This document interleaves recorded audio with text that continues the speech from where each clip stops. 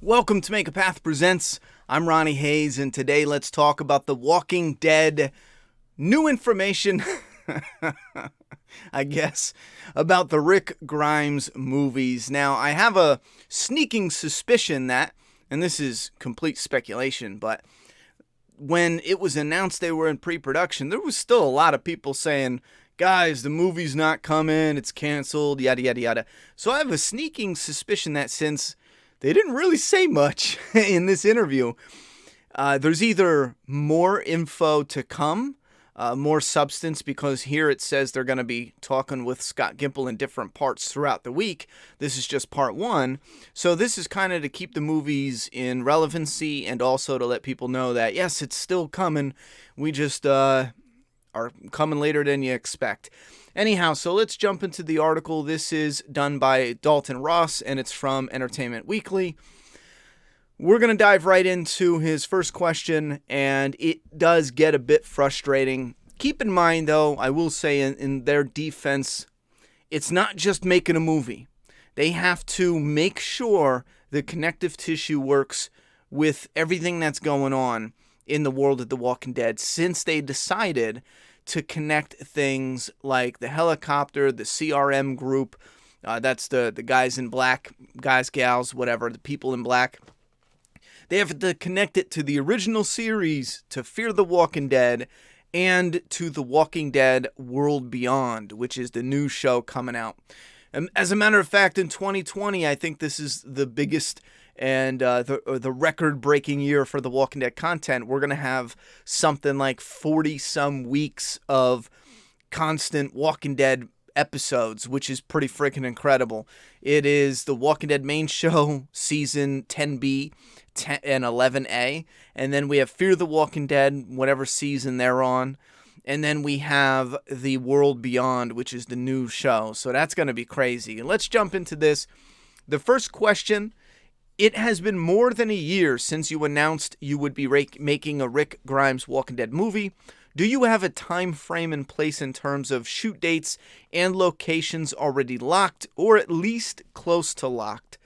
Scott Gimple says, we have a couple of different plans that we're going with, depending on a couple of different factors we have to deal with on everything from story to product aspects. There have been a lot of different aspects to it in terms of timing. Like I said, all three shows, connective tissues, that are pretty much coming into rapid focus right now. I would say the past year, in a lot of ways, has been R&D on a lot of aspects of it. So basically, the last year has been research and development for, I would imagine, the story, how it connects. And again, it's simple to say, it's just easy to say the story. But this has to be completely different. It has to be different than just The Walking Dead in the movies. You would need something that I feel has way more substance, and it's not just repeating what we've seen on screen already, especially for something this big. They've partnered with Universal for the distribution, which is huge, you know. Or you know what I'm saying.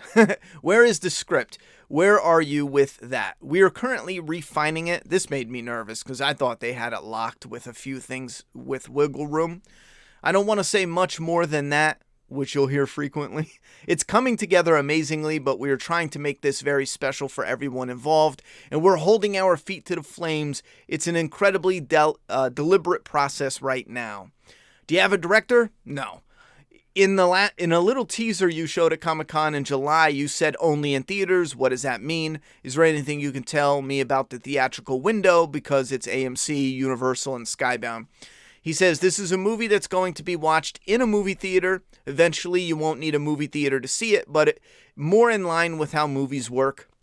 And I know some people get mad because they say it's so obvious what that means.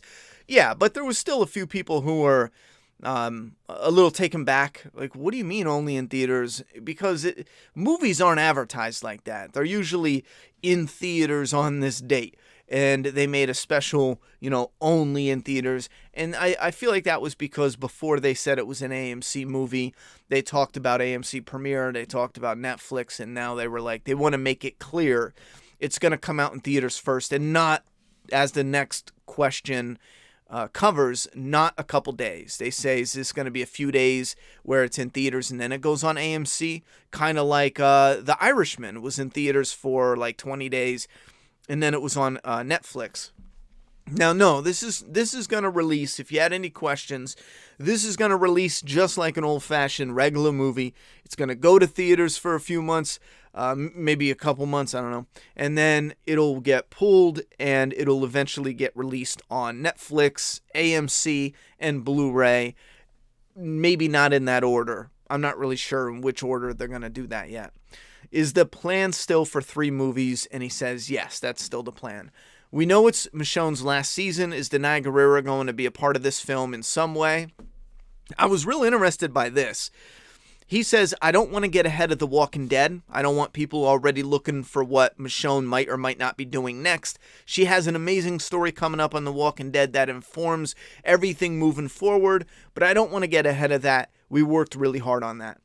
Let me go up to the top here to see when they did this. Now, if you're not familiar with the media and how it works, a lot of times it's not uncommon for them to do interviews months in advance and sit on it. I don't know how that works contractually. I'm pretty sure they make an agreement and then it's pretty much they can't release the interview. For example, when they interview the writers and creative team before an episode, sometimes it's months before the episode, and they're not obviously allowed to release that until after the episode because they go over spoilers and shit like that. That's common in the industry. So I'm wondering I'm trying to see if it says it in the beginning because I just thought of this.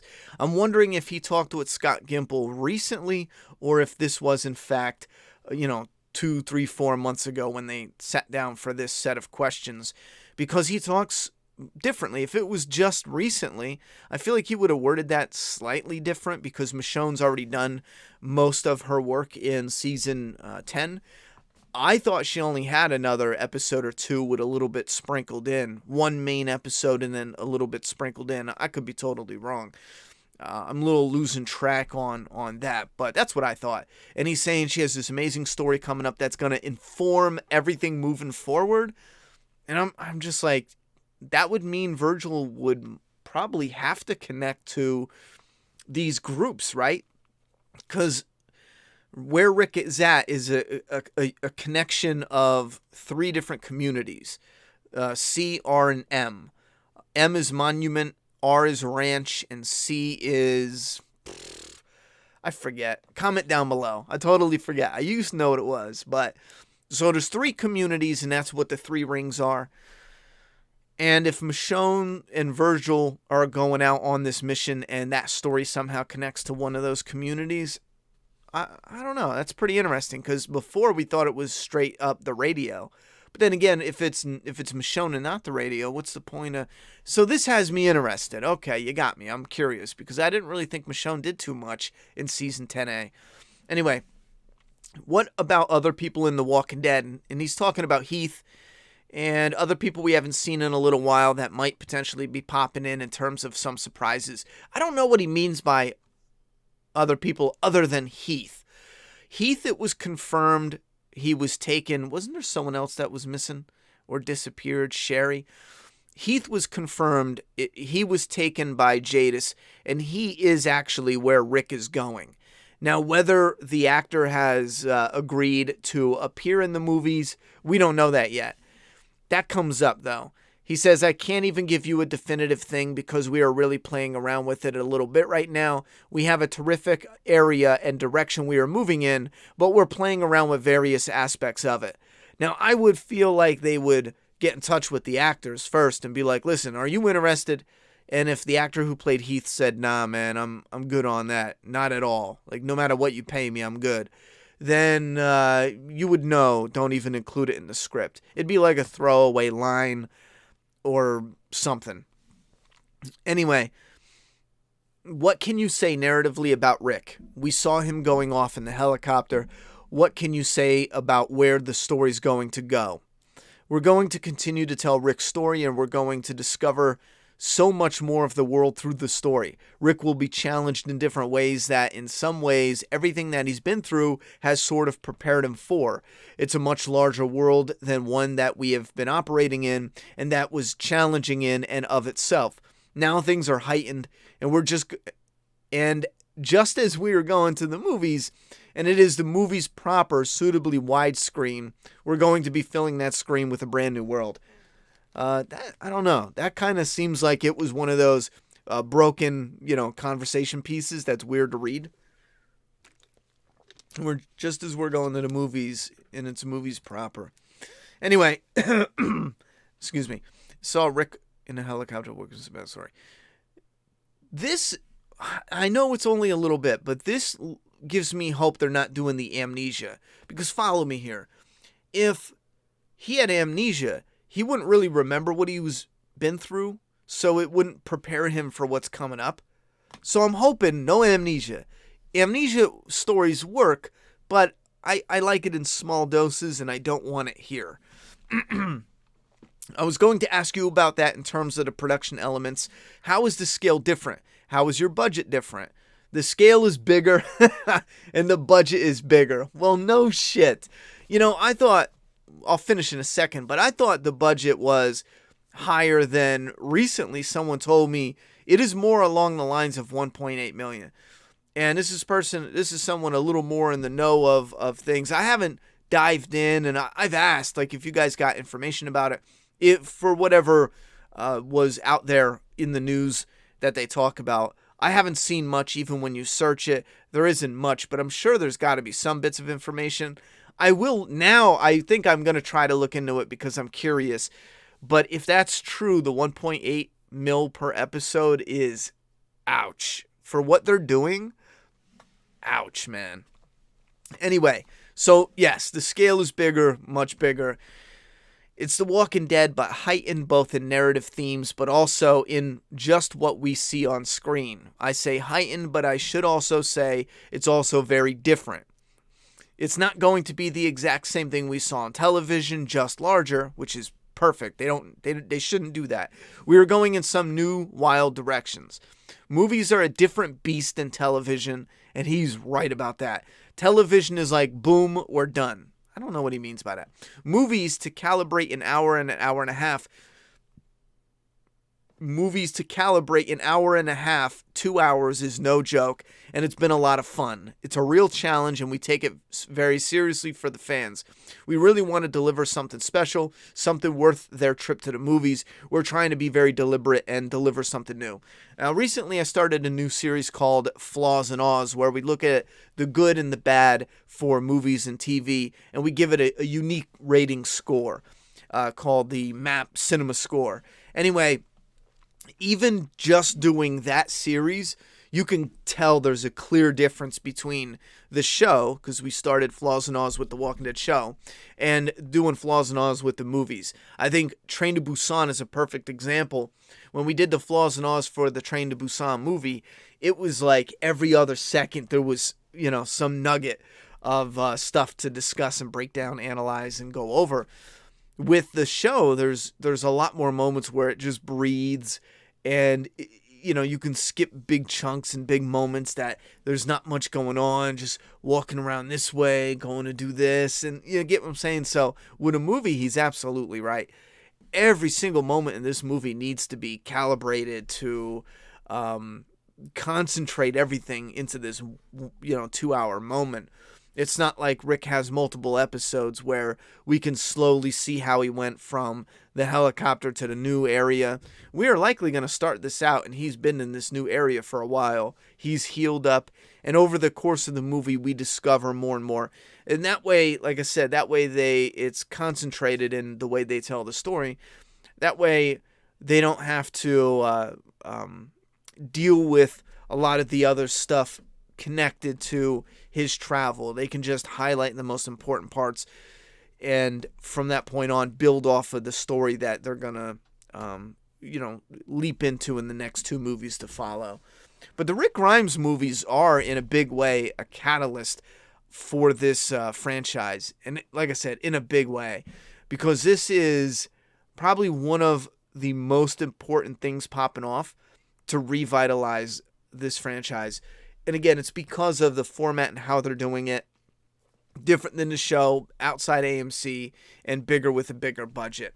As we close this out, though, I do want to look at the last few comments on this article, which you guys will find funny.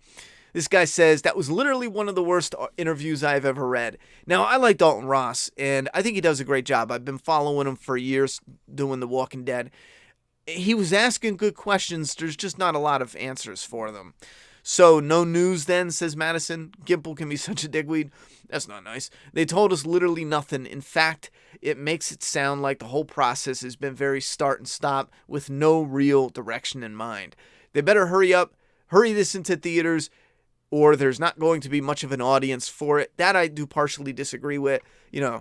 We haven't had Star Wars is probably a bad example, but it's a good example because we haven't had Star Wars in a while. And then when everyone said they're going to do another Star Wars movie, people got hyped. You know what I'm saying? So in a way, the longer you wait at this point, people will get more hyped because then they'll get nostalgic for it. They'll miss it. They'll be like, oh, Rick is back, But there is that little period between when they stop and when they start where fans do get a little like, oh, man, I don't even care at this point. But I do feel like if they drop a bomb-ass trailer, fans will care.